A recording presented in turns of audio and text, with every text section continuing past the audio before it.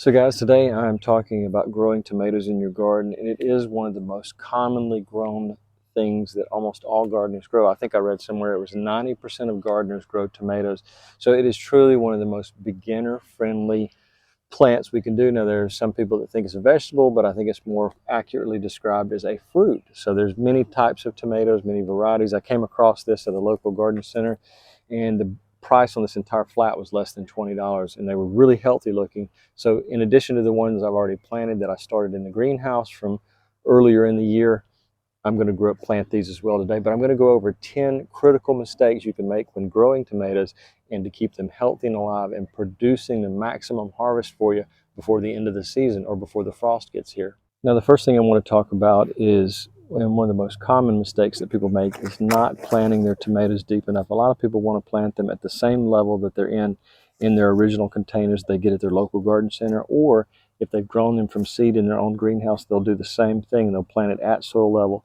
But what I think, you should at least go 1/3 deeper, and some species even require, for optimum health and optimum production, to plant 2/3 deep. So planting depth is really important, and it also depends, like I said, on your variety. But in general, as a general rule of thumb, I think 1/3 of the very bottom portion of the plant, planting that under the soil will help. If you've got a super leggy, tall plant, turning it sideways and bending up the top portion and planting the entire stem, if it's too tall, then these are fine. I'm just going to do the bottom 1/3 of the plant and leave the top 2/3 out. If you have tomatoes already starting to form, or you see flowers starting to form, remove those before you send that portion underground, and you can start with a very healthy plant, and you'll be surprised at how quicker you'll be producing tomatoes, because the fine hairs on this bottom portion become their own root system. Now, the second thing that's really critical when growing tomatoes, even if you're doing determinate, which means they're going to grow to a specific height and that's it, they may be stable enough to stand on their own. But the problem with that is if you have a strong storm blow in or heavy rain, the plant could fall over on its side. So what I like to do with determinate or indeterminate is I like to use tomato cages. Now, these metal cages are quite old. This one, I have two types. I have the type that start narrow and then they space out at the top. I think those tend to get a little bit top heavy. These are great because they're more narrow on the top side and they become wider at the base, and they're a little bit more stable. So if you're at a garden center or your big box store and you have the option between the two types, the pyramidal shape type like this is better. I have a new video coming up about a new alternate way of staking your tomatoes, and it gives you an infinite amount of space to grow. You're not limited to just your tomato cage and being forced to prune if it gets too long. But that's one thing that's super important, is to use any type of staking system, whether it's bamboo poles, a wooden stick that's not been treated with any type of chemicals. It's just really important to make sure that staking, because if the tomato falls over and it's growing on the ground, you don't notice it, it can be susceptible to slugs and other insects. So just make sure that you do this. Most gardeners do. Most gardeners know about staking, but there's a lot of different types of staking systems. And just remember that determinate or indeterminate, I feel like you need staking on both types. Now, the next critical mistake that a lot of people make is not preparing for the inevitable problem with insects, and they are going to be a problem every year. There's almost no place that I can think of, except for maybe even Alaska has big problems with insects. But here in Zone 7A, insects are just a part of life. We have lots of varieties of insects, and a lot of them will attack your tomatoes, especially things like spider mites and aphids. They can get all over there, and one of the things that we almost always have towards the middle or latter part of summer is the big green hornworms. My wife is terrified of those, but it's just a nuisance in the garden, and they become, I guess, a moth or a butterfly at some point, but not on your tomatoes. They may be great to have out in your garden in other areas, but when you're trying to grow tomatoes, something like that is a big problem. So you want to make sure that you use something like DiTomatoes Earth. You can put out traps for slugs. I've got a video about that. I'll link that up above, about the traps and the ant traps. I'll link that as well up above. But tomato cages can help. Raised garden beds can help. But just making sure that you have a plan in place to protect your vegetables, your tomatoes, from things like the ants and things that are always inevitable. This product right here is perfectly safe to use.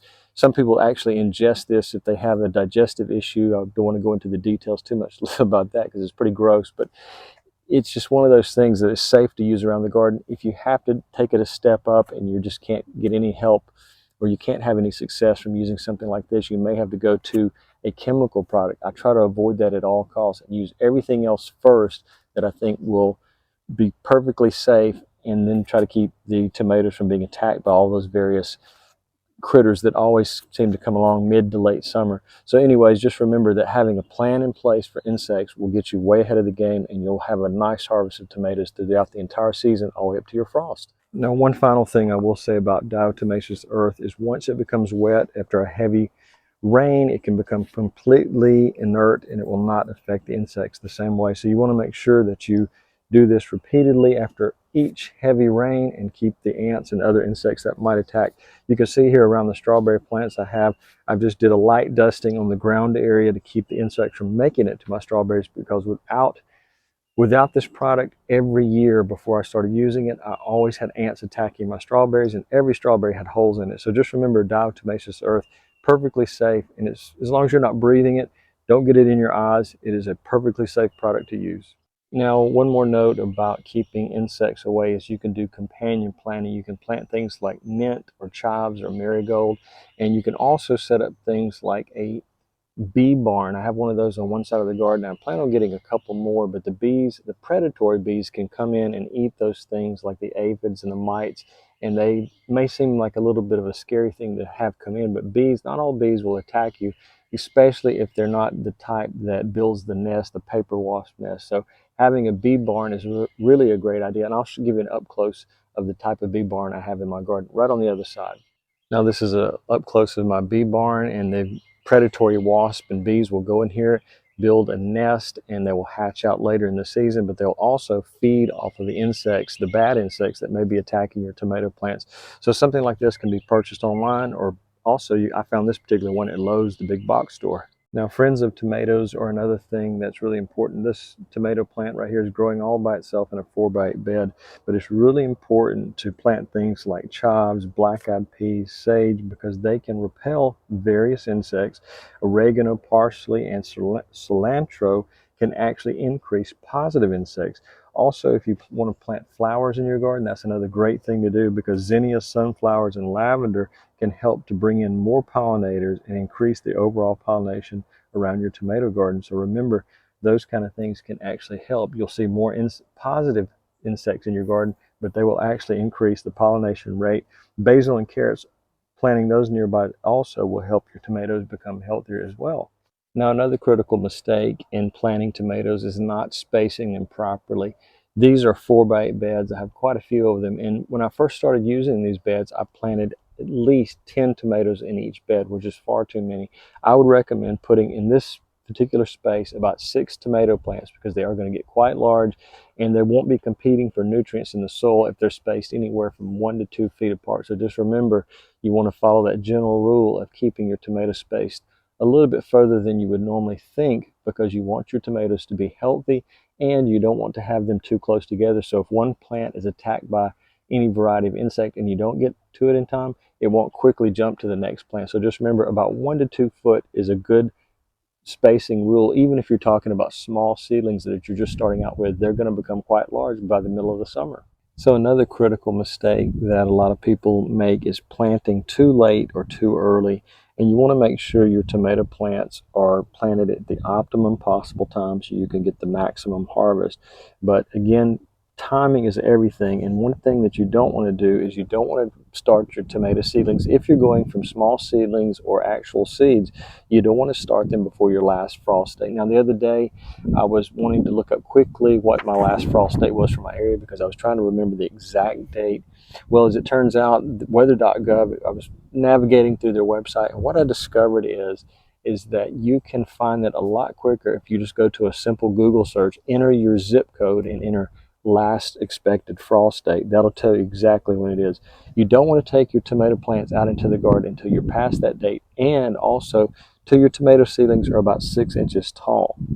Now, lastly, about optimum planting time, as far as planting too late. Let's say you have some tomato seedlings that you've discovered below your larger tomatoes, and they've just fallen, and your tomatoes have maybe rotten on the ground, and some new seedlings have sprouted up. Well, that's actually what happened to me last year. So what I did is I brought them into the greenhouse. You can do the same thing if you don't have a greenhouse. Just bring them into a garage and use a grow light. I'll put a link down below to what I feel is a really good grow light But remember, timing is everything when it comes to tomatoes. You don't want to start too early, and you definitely don't want to start too late, because you're in a heavy frost area and the frost comes through, you're going to lose your tomato plant as soon as that happens, and no more tomatoes. Now, I wanted to give you kind of a broad view of the garden. This garden, or this area, I should say, was once covered with shade. I had some large trees removed. I pushed back some branches myself. But the critical mistake I'm talking about here is not giving your garden enough sunlight. Most vegetables, I'd say almost all vegetables, are going to produce so much more if you give it the right amount of sunlight. Now, you can buy a device that will tell you the amount of sunlight an area gets in a particular day. Sorry, the plane's coming over there and it's drowning me out, I'm sure. But just remember that sunlight is so important to tomatoes. Now, as far as how much sunlight a particular area gets, you can buy this really inexpensive device. I'll put a link to it in the description, but you'll just place it in the garden, leave it there for the entire day, and it will give you an exact time as to how much time that area gets in sunlight. But a friend of mine was trying to grow vegetables in the shade, and I just told him, you've got too much shade here. He had a massive oak tree similar to this one directly over his garden. This does get some late afternoon sun, but during the majority of the day in the summertime, lots of sunlight, and I have more vegetables than I can even eat. Most of the time I just give a lot of them away to friends and family. So just remember, sunlight is your friend when it comes to your tomatoes and most of your vegetable garden. Now, the next mistake is one that a lot of people make when it becomes to beginner gardening, and maybe even more experienced gardeners do this. But what I discovered is that I used a massive amount of water, and there were some problems that would come up. So what I did is I switched over to a micro irrigation system. I have a video that talks about this. I'll link it up above. But irrigation, or watering directly at the base of the plant, is the best way to do it. If you're just doing an overall broad watering, that can cause more insect problems because it provides a habitat where insects can survive. This type of irrigation puts the water right at the base of the plant. It goes directly into the root system, and insects can't benefit from having a very moist environment.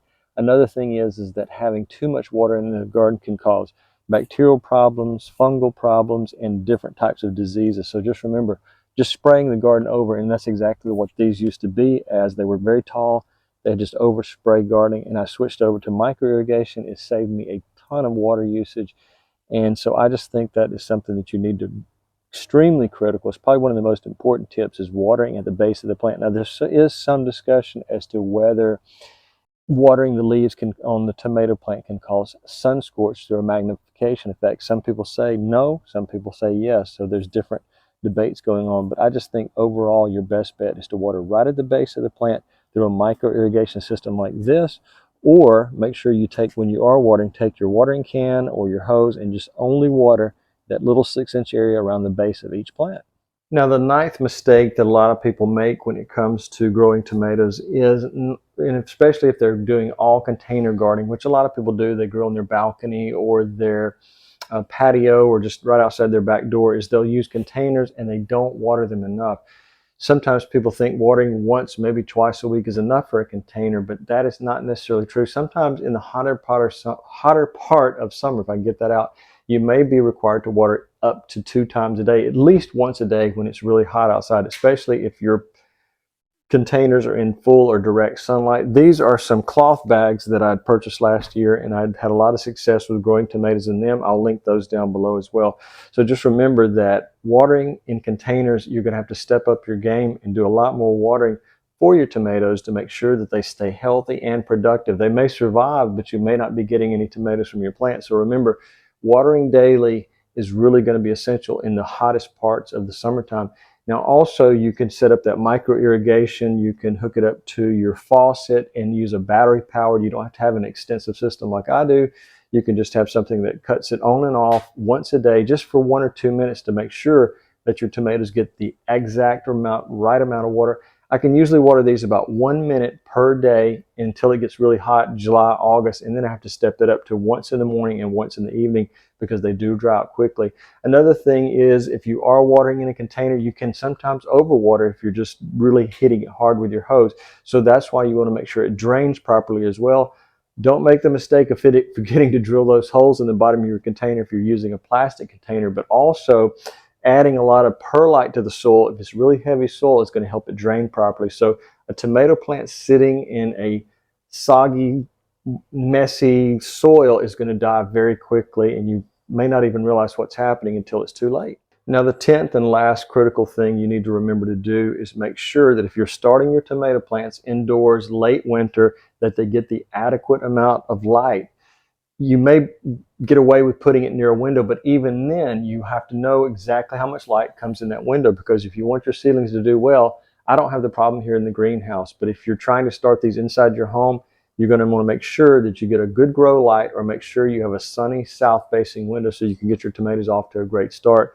Light early on makes a huge difference in your tomatoes, the life of your tomato, before you get that harvest. So guys, I have a lot of tomatoes to plant today, and it is heating up really quickly here in the greenhouse. Even with my 100% or 90% shade fabric, it is not doing the job. And so I'm going to get out to the garden where there's a little bit of a breeze blowing.